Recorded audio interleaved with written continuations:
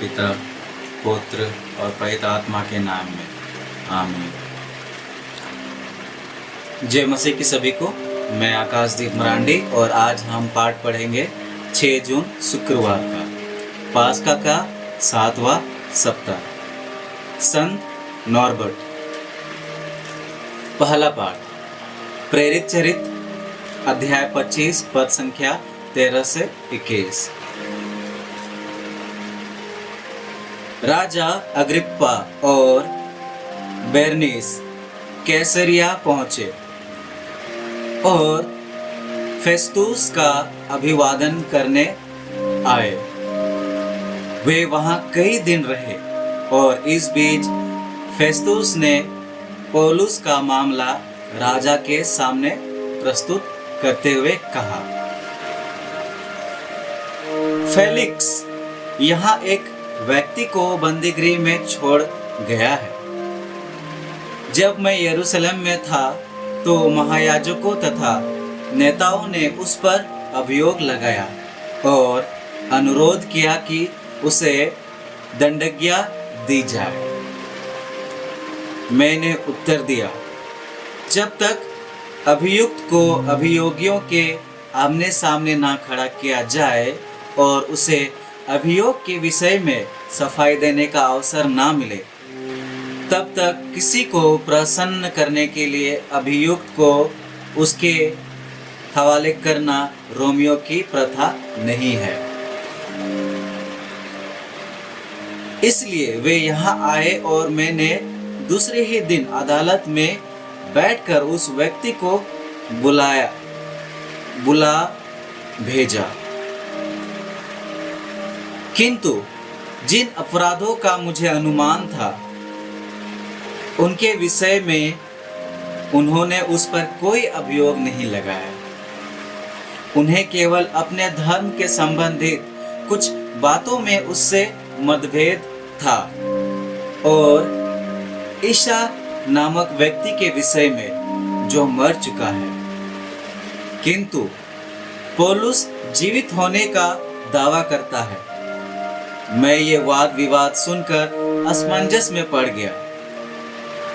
इसलिए मैंने पौलुस से पूछा कि क्या तुम यरूशलेम जाने को तैयार हो, जिससे वह इन बातों के विषय में तुम्हारा न्याय किया जाए।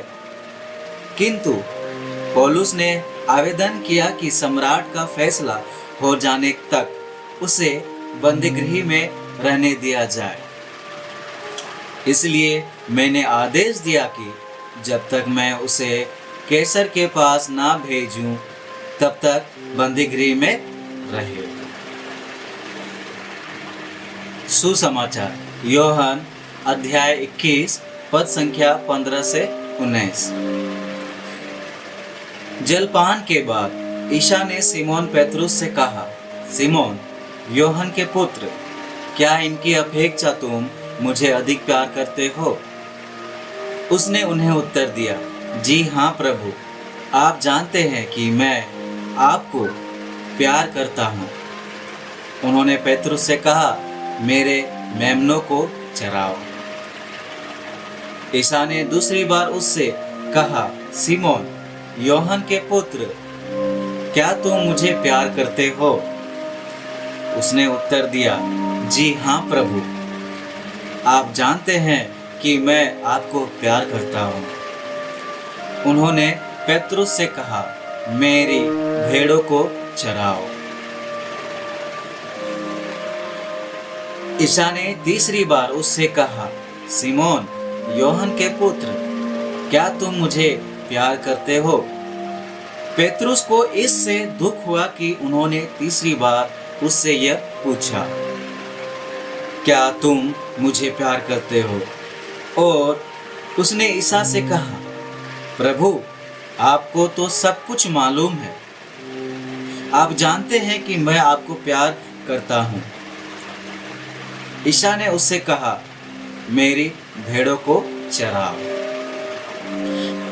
मैं तुमसे यह कहता हूँ, जवानी में तुम स्वयं अपनी कमर कसकर जहाँ चाहते थे वहाँ घूमते फिरते थे, लेकिन बुढ़ापे में तुम अपने हाथ फैलाओगे और दूसरा व्यक्ति तुम्हारी कमर कसकर तुम्हें वहां ले जाएगा जहां तुम जाना नहीं चाहते। इन शब्दों से ईसा ने संकेत किया कि किस प्रकार की मृत्यु से पेत्रुस द्वारा ईश्वर की महिमा का विस्तार होगा। ईसा ने अंत में पेत्रुस से कहा, मेरा अनुसरण करो। चिंतन। संत नॉर्बर्ट ने लंबी तपस्या के बाद प्रभु के वचनों को प्रभावशाली रूप में लोगों को सुनाया और उनके मन में प्रभु के प्रति लालसा जागृत की।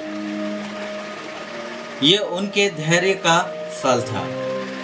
आज इसी धैर्य की चर्चा पाठों में की गई है।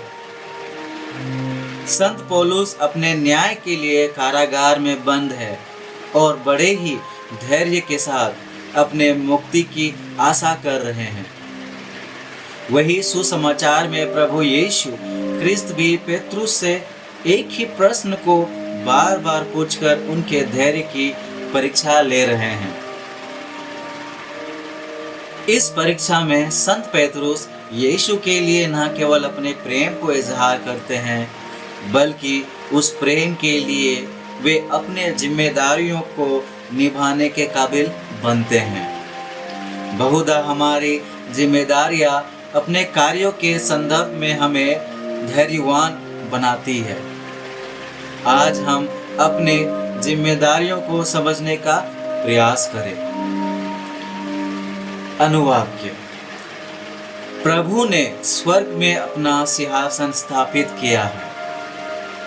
जय घोष, हालेलुया। पवित्र आत्मा तुम्हें सब कुछ समझा देगा। मैंने तुम्हें जो कुछ बताया वो उसका स्मरण दिलाएगा। हालेलुया। पिता, पुत्र और पवित्र आत्मा के नाम में आमीन। ईश्वर को धन्यवाद।